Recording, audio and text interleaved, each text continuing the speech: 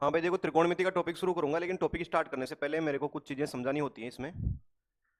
मैं टॉपिक को दूसरे तरीके से समझाता हूँ, बाकी जो टीचर समझाते हैं उस तरीके से नहीं समझाता। तो मेरे को शुरुआत में ही प्रॉब्लम का सामना करना पड़ता है। स्टूडेंट ऐसे कहते हैं साहब अलग तरीके से क्यों पढ़ा रहे हो, उसी तरीके से पढ़ा दो जैसे किताब में लिखा हुआ। तो मैं देखो कुछ डिस्कस करना चाहता हूँ। ये वीडियो 5 मिनट से ज्यादा का मैं बनाना नहीं चाहता, तो शॉर्ट में अपन बात करेंगे। देखो ये नॉर्मल तरीके हैं इस क्वेश्चन के, है ना। त्रिकोणमिति के जो क्वेश्चन होते हैं, ये क्वेश्चन है और ये इसका आंसर है। नॉर्मल वाला तरीका ये इस तरीके से है इसका, है ना। ये वाला, ये दिख रहा है आपको? थोड़ा सा बड़ा कर देता हूँ जो दिख जाएगा, है ना।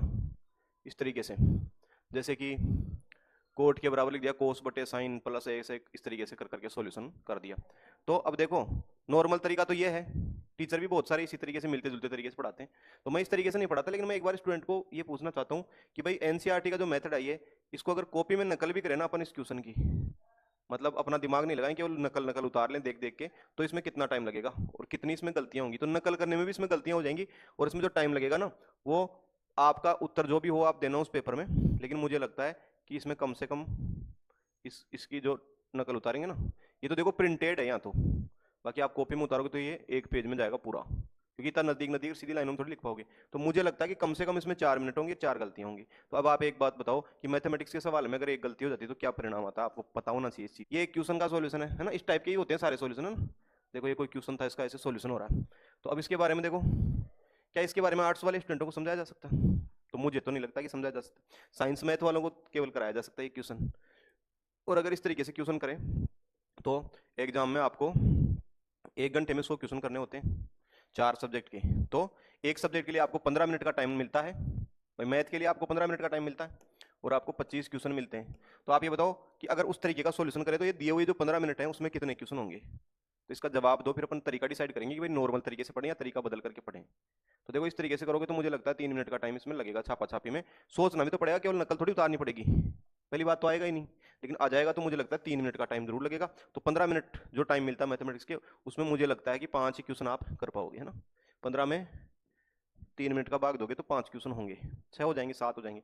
तो ऐसे करके मुझे नहीं लगता कि ये तरीका सक्सेसफुल हो सकता है किताब वाला। मैथ में इतना टाइम खा जाएंगे 4-5 क्वेश्चनों में, तो बाकी सब्जेक्टों के लिए टाइम ही नहीं बचने वाला, है ना। और अगर आपके सिलेबस में अगर अंग्रेजी भी है साथ में, मैथ के साथ अंग्रेजी भी है, इतना टाइम आप खा गए ना, तो आप पास नहीं करा सकता। कि देखो एक ये वाले कुछ फॉर्मूले हैं इसके अंदर एनसीईआरटी में, इसके बारे में क्वेश्चन पूछना चाहता हूँ मैं आपसे, कुछ और जलते हुए क्वेश्चन जो आपका दिमाग शायद ठिकाने ले आए और हो सकता नहीं भी लाए। ये सवाल, ये सूत्र रटने पड़ते हैं, ये वाले सूत्र रटने पड़ते हैं। तो एक आर्ट्स वाला स्टूडेंट, भाई एसएससी की रेलवे की परीक्षा देंगे तो सारे देंगे ना, मैथ वाला और साइंस वाला और आर्ट्स वाला और सब देंगे। तो ये आर्ट्स वाले स्टूडेंट को कितने दिन में इसको सिखाया जा सकता है? तो मुझे नहीं लगता कि वो याद कर लेगा, और याद करने के बाद में भी उसमें लफड़ा ही लफड़ा। देखो क्या लफड़ा है, इसको मैं आपको थोड़ा सा अलग तरीके से समझाना। जैसे मान लो एक क्वेश्चन किया हुआ है ना, और इसमें मैं आपको बताऊं, ये जैसे सॉल्यूशन करता करता देखो इसने क्या किया। इसने देखो ये जो कोट था ना, कोट, कोट का मान लिख दिया कोस बटे साइन। कोट का मान क्या लिखा, कोस बटे वे साइन। में देखो यहाँ की बात करूं, थोड़ा सा आप देखो भाई, एनसीईआरटी का तरीका, इसमें कोट का मतलब कोस बटे साइन लिखा हुआ है, लेकिन कोट का केवल यही मतलब नहीं होता। अगर मैं आपसे सवाल पूछूं कि अगर कोट की जगह, इस कोट की जगह कोस बटे साइन लिखा हुआ था, और इस सारणी के अकॉर्डिंग कोट के जो मान है ना, कोट का मतलब क्या होता है देखो, इसके अकॉर्डिंग कोट का कितने मतलब होते हैं। कोट का मतलब होता है ये, कोट का मतलब ये भी होता है, कोट का मतलब ये भी होता है, कोट का मतलब ये भी होता है, ये भी होता है, ये सिर्फ 6 मतलब होते हैं। तो मान लो उस सवाल में कोट का मतलब कोस बटे साइन नहीं लिख करके कोट का मतलब ये लिख देते तो क्या होता, ये लिख देते तो क्या होता। भाई ये है तो सही ना, अब आपको कैसे याद रहेगा कौन सा लिखना है एंड टाइम पे। तो कहने का मतलब कंफ्यूज करके मारने का एक सिस्टम है स्टूडेंटों को, खास करके आर्ट्स वालों को। तो मैथ वाले थोड़ा बहुत रट के रखते हैं, रट के रखते नहीं, लेकिन वो उनको भ्रम रहता है कि हाँ हम कर लेंगे। लेकिन एक बात है कि इनमें से कौन सा लिखें कोट का मतलब, बोले कोस बटे साइन लिखो, क्यों लिख दें? ऐसा कौन सी किताब में लिखा होगा कोस बटे साइन लिखा होगा? दूसरे कोई क्वेश्चन होगा उसमें लिख देंगे। और अगर आपने एक गलत लिख दिया उसकी जगह, मान लो कोट बटे कोस की जगह आपने ये, कोट का मतलब कोस बटे साइन की जगह ये लिख देते ना, तो आपका जो उत्तर है ना, वो पहुंचाना था आपको, जाना था बंबई और पहुंच जाएगा लुधियाना। तो ये वाली चीज इसके अंदर होती है।